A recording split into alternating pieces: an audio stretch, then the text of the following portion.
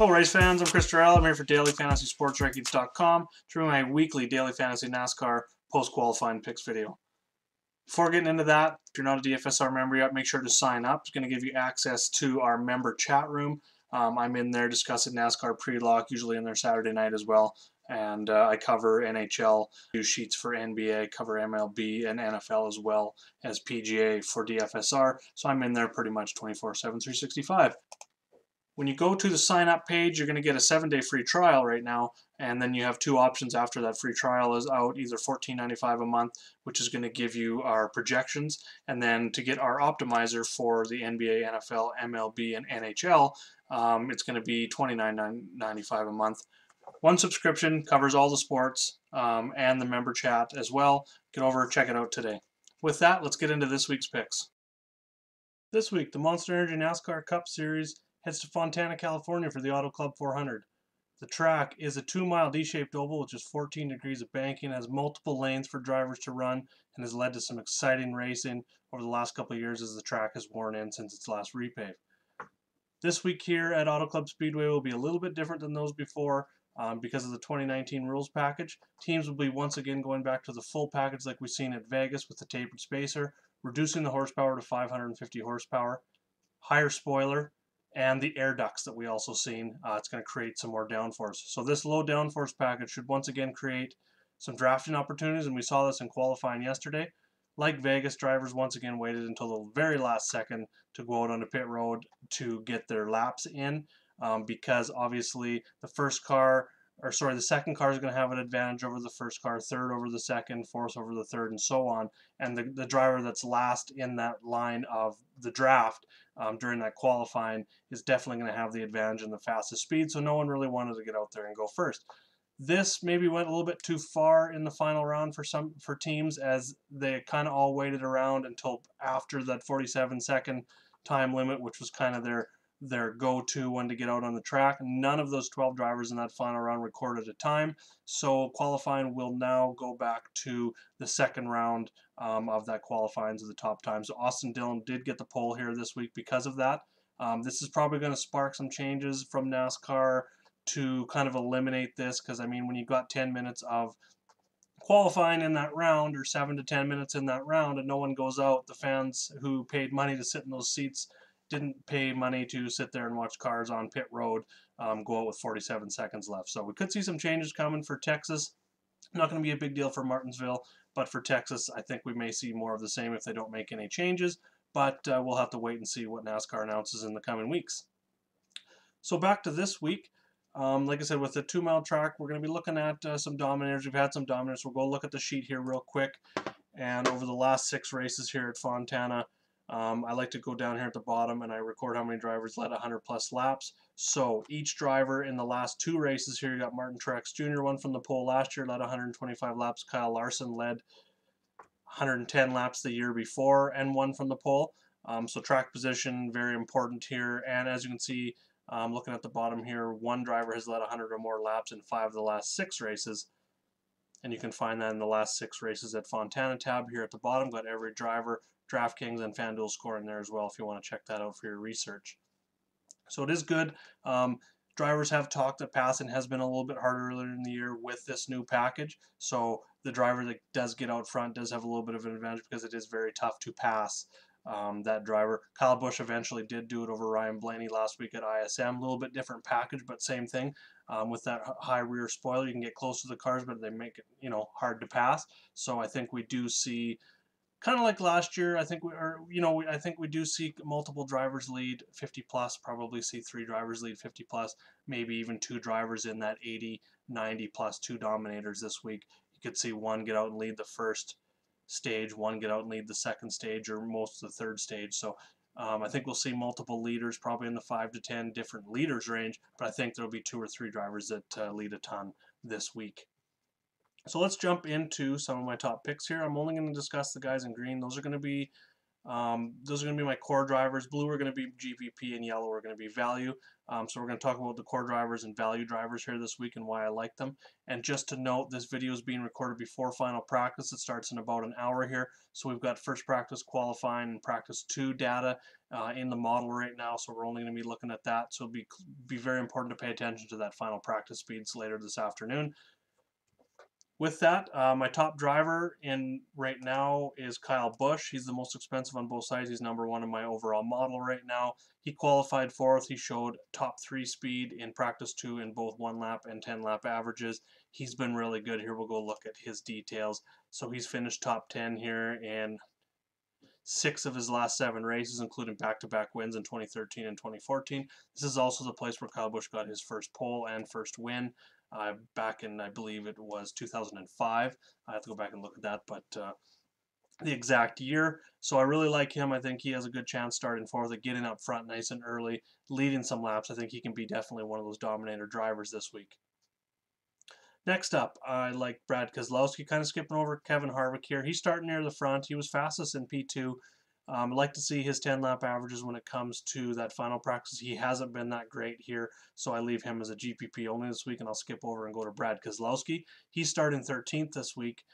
He was 3rd in practice 2 and fastest 10 lap average, fastest 15 lap average as well out there in that practice. So he's showing a ton of speed, gives us some place differential upside there, and he's been red hot to start the year. Him and Team Penske with Joey Logano, they both got wins. I talked about them a little bit earlier in the week as well in the chats. Kyle Larson, leaving him to GPP at this moment. He's been really good here. Like I said, he dominated the race 2 years ago, leading 110 laps. This is a track where drivers have talked about, running closer to the middle or to the top. Well, that's right up Kyle Larson's alley. The only thing that concerns me this week is he's qualified 15th. Showed, he got into the wall a little bit in that practice too, so his practice speed's maybe a little bit skewed there, so that's something to pay attention to in that final practice as well with Kyle Larson, just to make sure that we see some top 10 speeds out of him before jumping fully on him at 10.8 on DraftKings, 12.4 on FanDuel. One driver, probably going to be the most chalky driver of the week, Martin Truex Jr. As you can see, he comes at a bit of a discount here, especially on DraftKings at $10,000 as the 6th most expensive driver. Starts 27th. He missed out on getting to the second round of qualifying yesterday. Was 4th. He didn't run a 10 lap cycle in that practice 2, but he was 4th in the 1 lap speed. So I think no matter what, he's a lock for cash games starting 27th this week. I think you can fade him a little bit in GPPs just because he's going to be higher owned starting 27th, because there is not a lot of drivers with fast cars that are starting back in the field this week outside the top 15. Kurt Busch is one of those. He's starting 21st. He hasn't been great here, so I label him as GPP only. Eric Almirola, I don't think he's got what it takes to be a dominator, so I'm listing him as GPP only, starting 3rd. He did show top 5 speed and 10 lap averages in that second practice.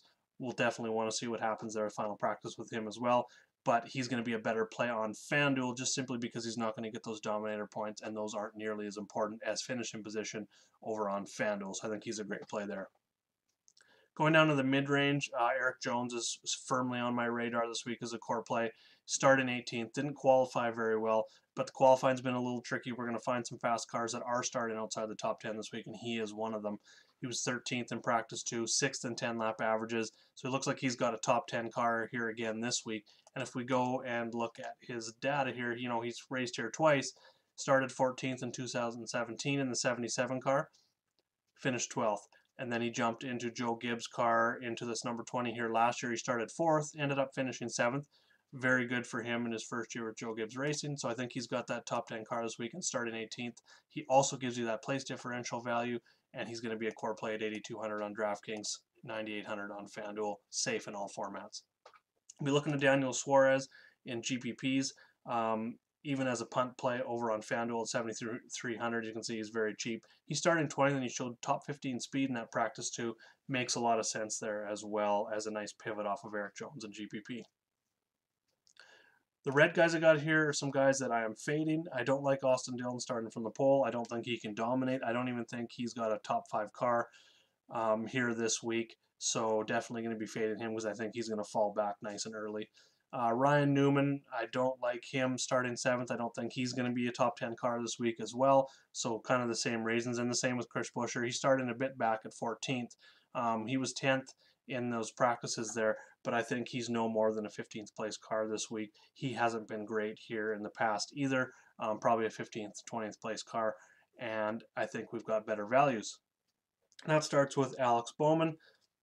Starting 23rd this week, showed top 10 speed in practice 2, top 5 speed in 10 lap averages. Really nice to see, and he's been actually pretty good here as well early on in his career. He raced here 2014 and 15 in 2 different cars, the number 23 and the number 7, finished 22nd and 33rd. Nothing special, but jumped into that 88 car last year and finished 13th after starting 28. So a very similar situation as this week, and I think he can definitely get inside that top 15, and he's probably outside chance of getting a top 10 finish here this week. And if he does that, he's going to blow away his value at 7,000 on DK, 8,000 on FanDuel. His teammate William Byron, just a little bit cheaper, quite a bit cheaper, $900 discount on FanDuel. He started 22nd, and he showed 12th speed, 12th overall rank speed in practice 2. Didn't run a 10-lap cycle, so it'll be interesting to see, just to get a final look at him in final practice before I make my decisions. Right now I'm leaning Bowman over Byron, but if they both show some speed, top 15, top 10 speed in final practice, they're both going to be on my radar, and I think stacking them together makes a lot of sense, because we're going to see some drafting and see a lot of teammates working together here this week at this 2-mile track with the downforce package that we have. Daniel Hemrick stands out as well. Unlike Austin Dillon, his teammate Austin Dillon, he didn't qualify near the front, so he started 17th.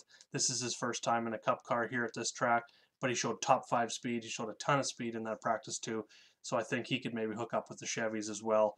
And if he even finishes top 10, even if he finishes top 15 at his price, he makes a lot of sense as a Stars and Scrubs play down here at the bottom. I don't think I would load up on him, being as it's his first race at this track. I don't think I'll be using him in cash games, but for GPPs makes a lot of sense if you're trying to fit 2 of the top tier guys in. Going even lower, I like Michael McDowell this week, 5,800 on DraftKings, 4,500 on FanDuel. He started 29th, showed 15th place speed in practice 2, no 10-lap cycle. So will be, again, another guy I would really like to see what happens in final practice here, but starting 29th, if he's got a top 20 car, even top 25 car at his price, it's going to make a lot of sense.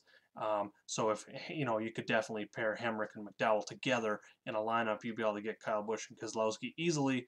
And with those 4 drivers, that leaves you room probably to go with either another value play down here with Bowman or Byron, jump up to Jones. You have some really nice lineups this week with some of the nice values that are out there.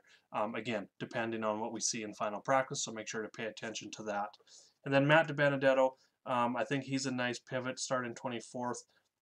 So not as much place differential value as some of these other guys that I talked about in the sub 7K range on DraftKings. But he started in 24th, showed top 20 speed in practice 2, and if that continues through final practice, I think he makes a nice GPP play in that lower range as well. So as you can see, I've got five value plays here in this bottom range, which is going to easily help you to build if you want to make a core of Kyle Busch and Keselowski and then mix in these value guys.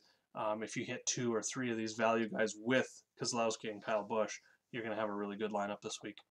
So that covers my core for this week. Like I said, make sure to check back on the cheat sheet, which you can find in multiple places. Twitter, you can find it on my new website. Go over to @Jaeger_bombs9. You'll find the link to that website. You can find it in the RotoPros Slack. You can find it in the DFSR chat room. It will be updated after final practice this afternoon with my final targets listed on here. It'll be finalized, and then you can ask me questions on any of those other outlets as well. Thanks for watching the video. Make sure to like and subscribe. We got more videos coming down the pipeline, and let's go get some green screens this week, everyone. Good luck.